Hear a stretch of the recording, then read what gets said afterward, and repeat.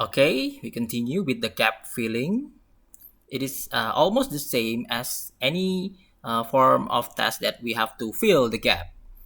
So this is, for example, number one, did you see the, for example, if I am the speaker, I say pupil you were looking for. Of course, the test takers should answer B because I said pupil. But if the speaker said people, so the test takers should choose A, people. Okay, for the next. Sound recognition. Test takers receive a set of cards with words. So I have made some example like this. Okay. The tester pronounces a certain word and the test taker should show the card which contains word pronounced. So for example, I'm the teacher and I said she. So the test taker should put out the card written with the word she. This one. But if the speaker or the teacher said C, so the test taker should put out the word C. Okay, I think it's easy. The next, intonation pattern. Test takers listen and identify the speaker's intention according to his intonation pattern. For example, listen to the following tag questions and circle the speaker's intention according to his or her intonation pattern. So we have to recognize the intonation for this part. For example, the test taker will listen. You work here. The test taker answer sheet should, given should be written options, confirm or ask. So they have to answer, they have to choose between confirm or ask. So for the first one, when I say you work here, so if the test takers think that it is the form of asking, so they have to circle the ask. Okay, I think it's easy. And then the next, you work here. So if the test takers think that it is confirming, so they have to circle the confirm. I think it is a bit easier. Okay, for the next, word stress. The test takers are given words, then the tester pronounces the words.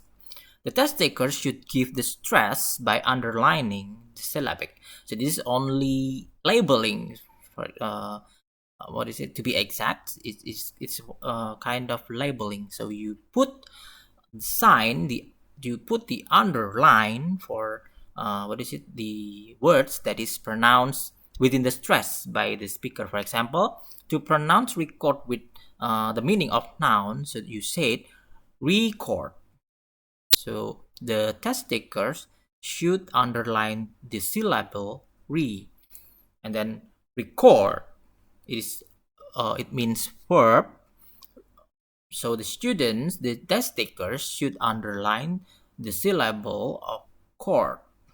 Okay, so it is just labeling the word stress. All right, so how to score the kinds of tests? Of course, when we know, or when we make certain types of tests that I have explained before, we should only make it different between whether it is wrong or it is right. So for the correct and incorrect type of test, we have to set the number of the test item. For example, 20 items. When you have 20 items of the test, of course, when you want to reach the 100 score, that is the perfect score, of course, you have to multiply the correct number by 5. So then you will get the final score. But what if the pronunciation is in a form of speaking?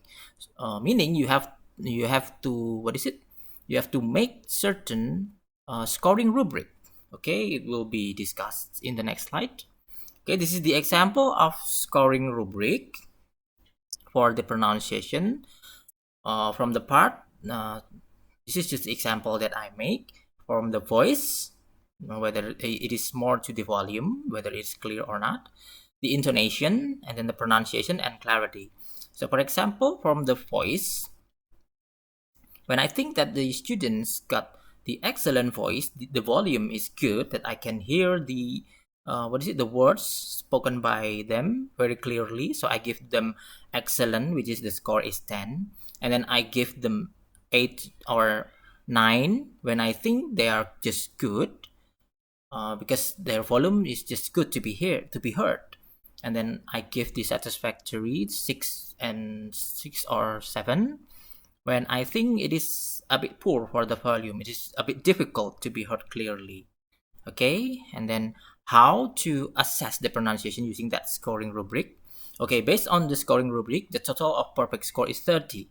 I mean, for the 3 parts that we want to assess, there are 3 parts, and the biggest score is 10. So when we have to, when we want to make the perfect score, of course, the formulation, we should know the total score first.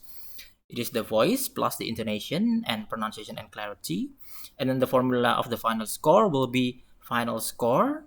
You get the total score divided by 30, and then you multiply it by 100. So then you have the final score for the test. I give the example.